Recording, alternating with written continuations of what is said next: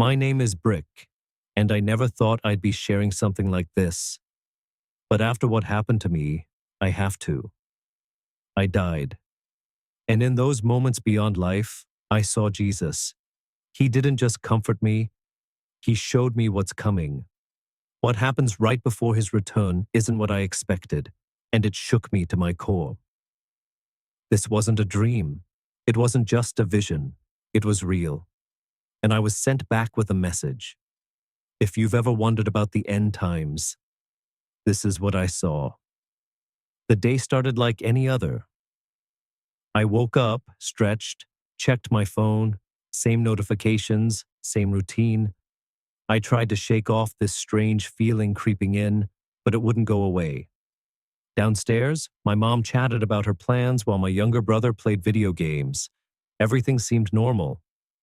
But by noon, that uneasy feeling had grown into something I couldn't ignore. Like a weight pressing on my chest, a warning I didn't understand. I even joked with a friend over text. I feel weird today, like something big is about to happen. I had no idea how right I was. That afternoon, I decided to go for a walk to clear my head. The sky was overcast, the air heavy with the scent of rain. As I crossed the street, everything slowed down. A horn blared, bright lights, a rush of air. Then, impact. For a split second, I felt everything. The pain, the force, the weight of the collision. Then, nothing. I should have been afraid. I should have felt pain. But instead I felt light. When I opened my eyes, I wasn't lying on the street. I wasn't anywhere I recognized. I was floating, weightless, looking down at my own body. People rushed toward me. Someone screamed my name, but I couldn't move. I wasn't in my body anymore. Everything felt different.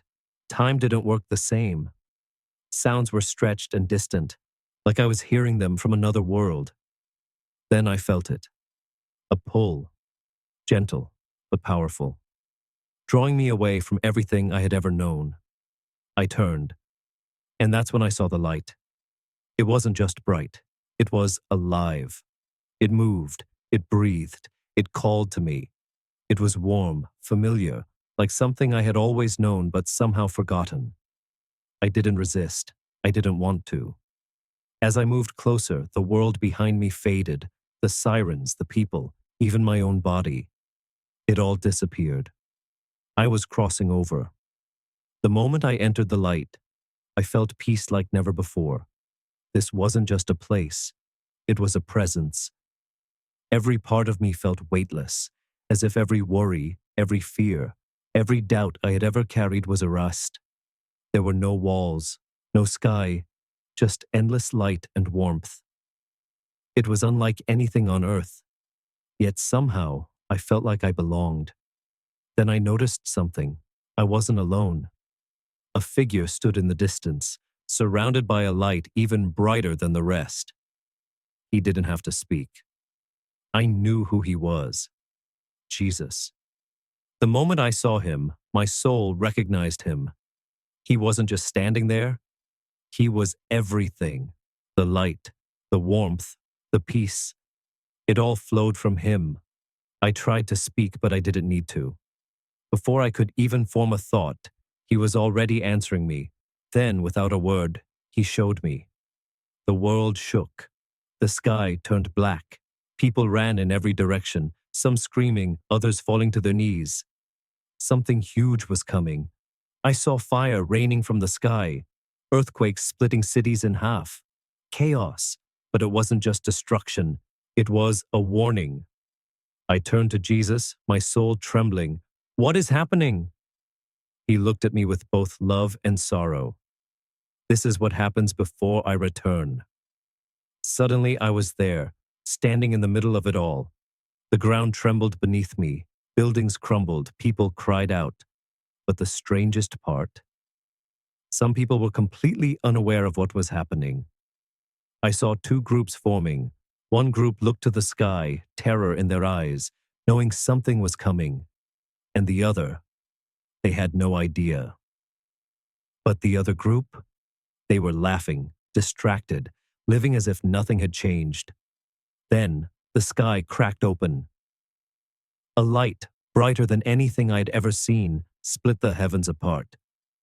It was as if the very fabric of the universe was being torn in two. And then, a voice thundered through the world. It is time. Those who had been watching the signs, the ones who had been ready, began to rise, lifted into the light. The others? They were left behind. Confusion and panic set in as they looked around, realizing what had just happened. And then, I saw him. Jesus. He was returning. His presence filled the sky, his light stretching across the earth. There was no mistaking him, no denying what was happening. This was the moment everything had been leading up to. I turned to him, my entire being trembling. What do I do? I asked. His eyes met mine, full of love, full of knowing. You must go back. The words hit me like a wave. I didn't want to leave. I wanted to stay in his presence forever. But before I could protest, I felt it. The pull again. The world around me blurred. The light faded. And then, I gasped for air. The first thing I felt when I came back was him. Jesus stood before me, not like a dream, not like a vision, realer than anything I had ever experienced. His light didn't just shine. It pulsed with energy, surrounding everything. It wasn't just light. It was alive, filled with a power I couldn't describe. I wanted to fall to my knees, but I couldn't move. I wasn't afraid, but I was completely undone. Every part of me, my thoughts, my memories, my soul, was laid bare before him. Then he spoke. Brick. The way he said my name, it was like I was hearing it for the very first time. Like it had always belonged to him. I tried to speak, but I didn't need to. He already knew. Every question, every fear, every part of my life. You have seen what is coming, he said. Now you must understand. And with that, everything shifted. Suddenly I was no longer standing before him. I was above the earth, looking down at the world as it is now. But something was wrong. The ground trembled. The people below, they were divided. I turned to Jesus, my heart pounding. What's happening? He didn't answer with words. He showed me. The world below wasn't just filled with war, poverty, and disasters.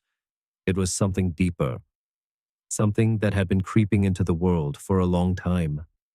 I saw two kinds of people.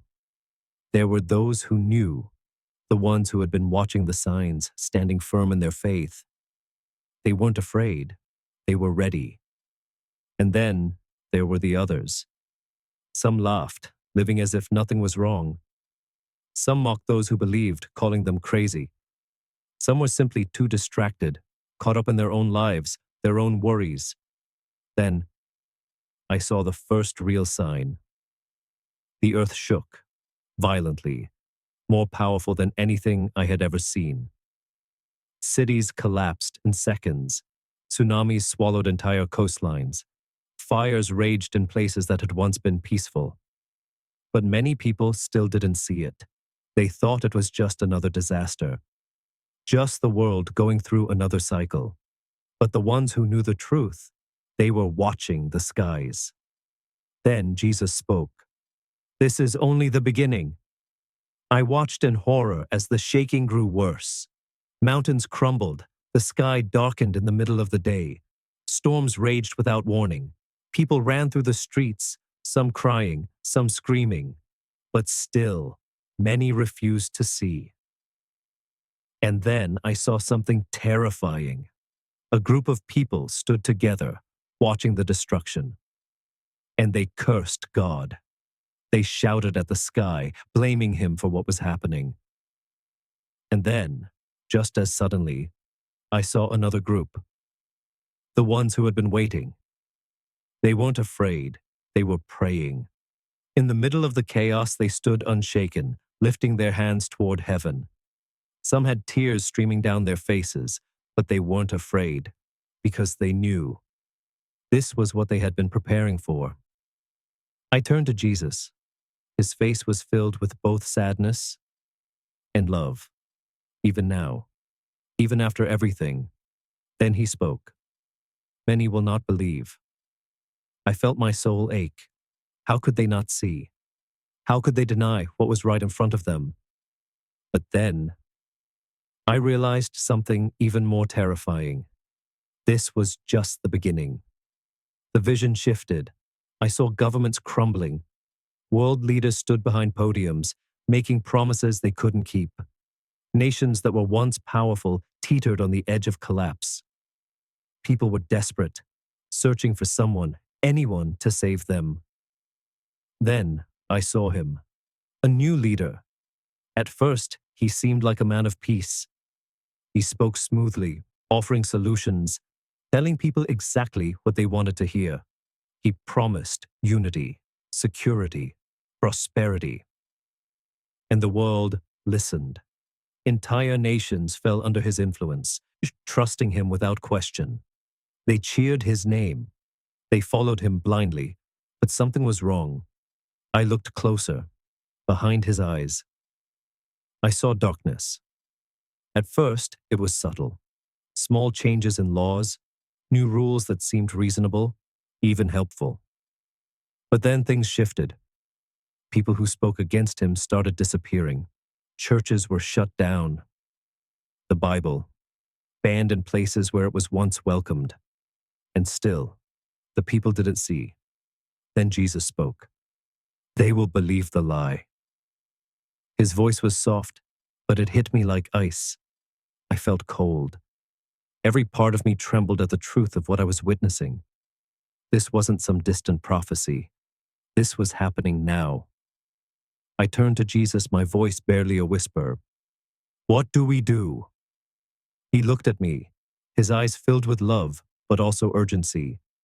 They must know the truth, and they must be ready. Then, just as suddenly, the vision changed again. I felt something shift in the air, like reality itself was being pulled apart. I saw people gathering in crowds. Massive screens filled city streets, town squares, even remote villages. The world was in turmoil, and everyone was looking for answers. Then, he appeared, the leader, the one who had risen to power in the midst of the chaos. His voice echoed across the world, broadcast on every screen, every device. Yet somehow, everyone understood him, no matter their language. This world has suffered long enough, he declared, his voice smooth, full of authority. It is time for a new order, a new system, one that will bring unity and peace. No more hunger, no more war, no more uncertainty. The people cheered. Then, I saw something horrifying. A symbol appeared on the screens behind him. And suddenly, people started lining up. Millions of them, on their foreheads, on their hands. A mark was placed. Some welcomed it, smiling as they received it, eager to be part of this new world. Others hesitated. Something inside them told them not to do it. I saw the fear in their eyes, the uncertainty in their movements. Then, the leader's voice rang out again, gentle but firm. Those who are truly with us will take the mark. Then his expression darkened. Those who refuse are enemies of progress. I watched in horror as those who resisted were pushed out of society. They couldn't buy food. They couldn't work. Families were divided, some taking the mark willingly, others refusing. It was heartbreaking. I saw people being hunted down, forced into hiding. Whispers passed from one desperate survivor to another. Don't take it. No matter what. Don't take it. Then, Jesus' voice broke through the vision, filled with both sadness and urgency. This is the moment of choice. I turned to him, my soul trembling. Is this the end? He shook his head. Not yet, but it is the final test. Many will choose comfort over truth. They will believe the lie, thinking they are saving themselves. But those who remain faithful will see my return. Tears filled my eyes. The world was now split in two, those who followed the false leader and those who clung to the truth at great cost. I wanted to warn them. I wanted to scream at the people lining up for the mark, tell them to stop, to think, to remember the truth.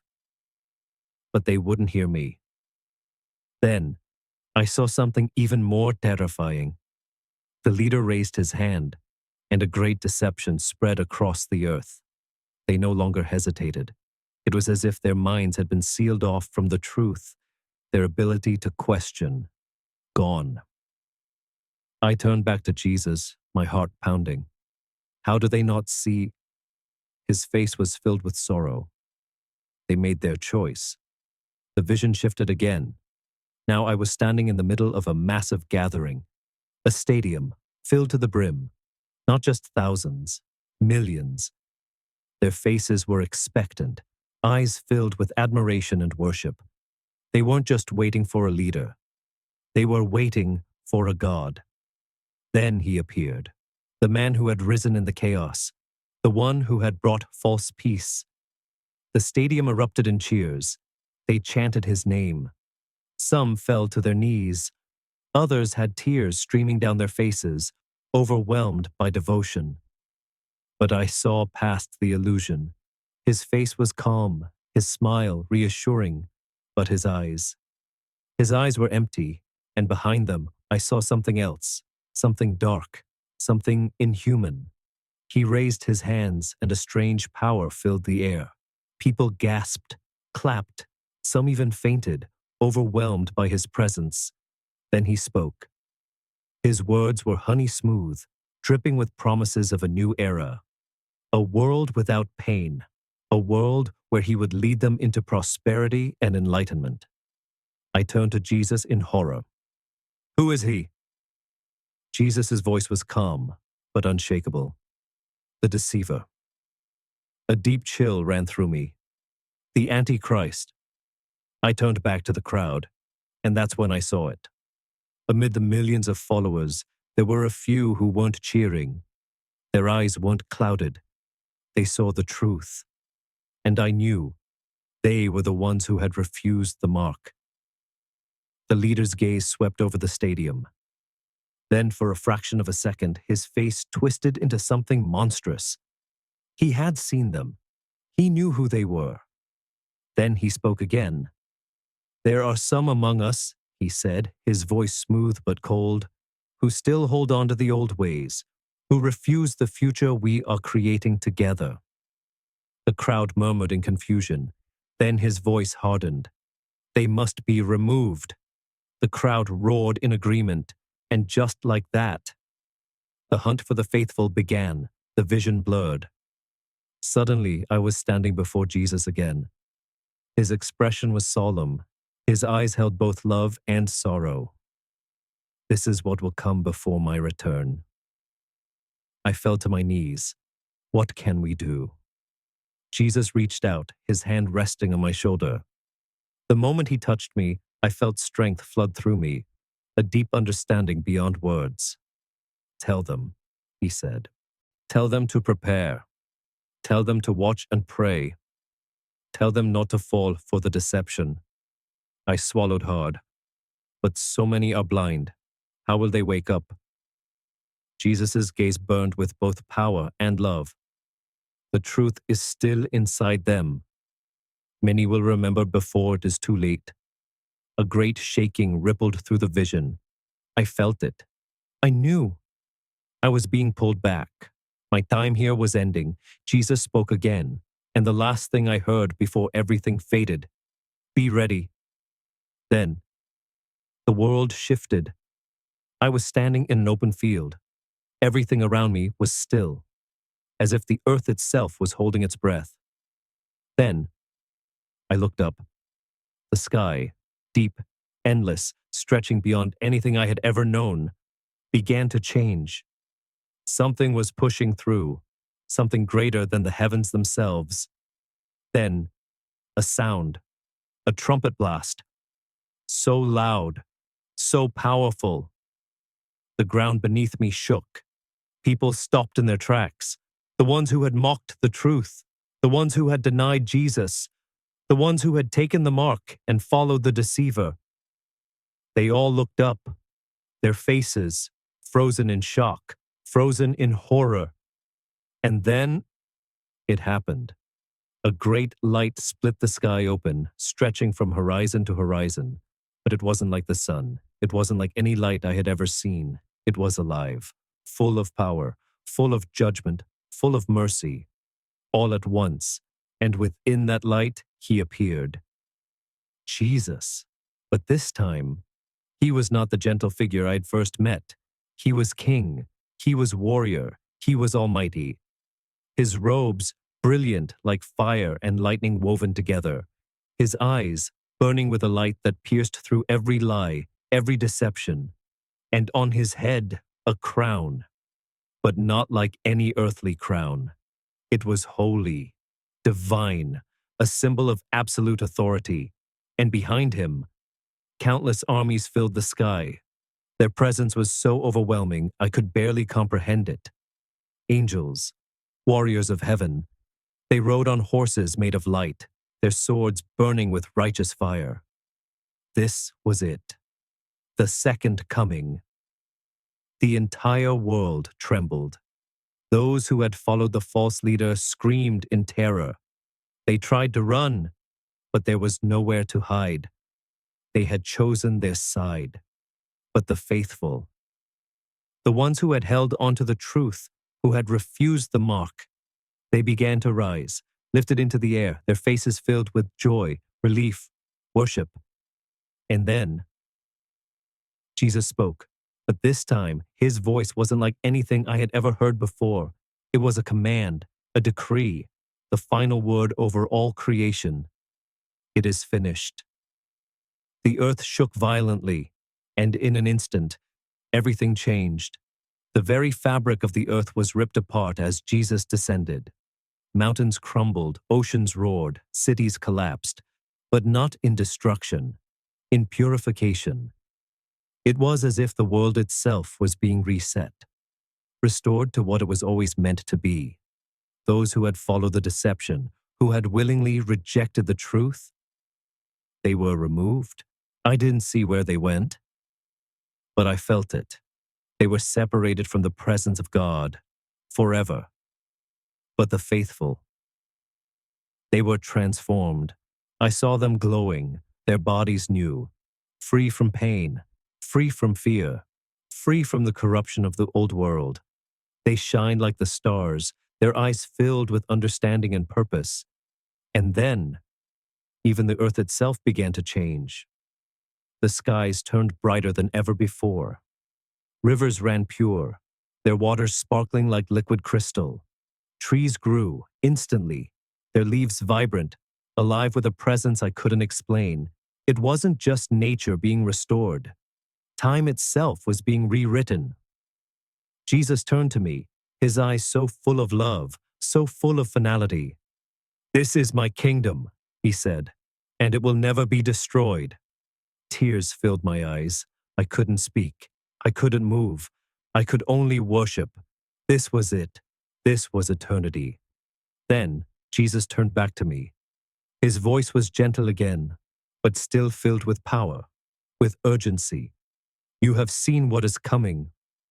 I nodded, unable to form words. "You must go back." My heart stopped. Go back? I didn't want to leave. I didn't want to return to the world I had known, a world still filled with doubt, pain, and blindness. I wanted to stay here, in his presence, in his kingdom. But Jesus stepped closer, and when he touched my shoulder, understanding flooded my soul. "There is still time," he said. "Many have not yet chosen. Some will hear the truth and turn back before it is too late." And suddenly, I realized something.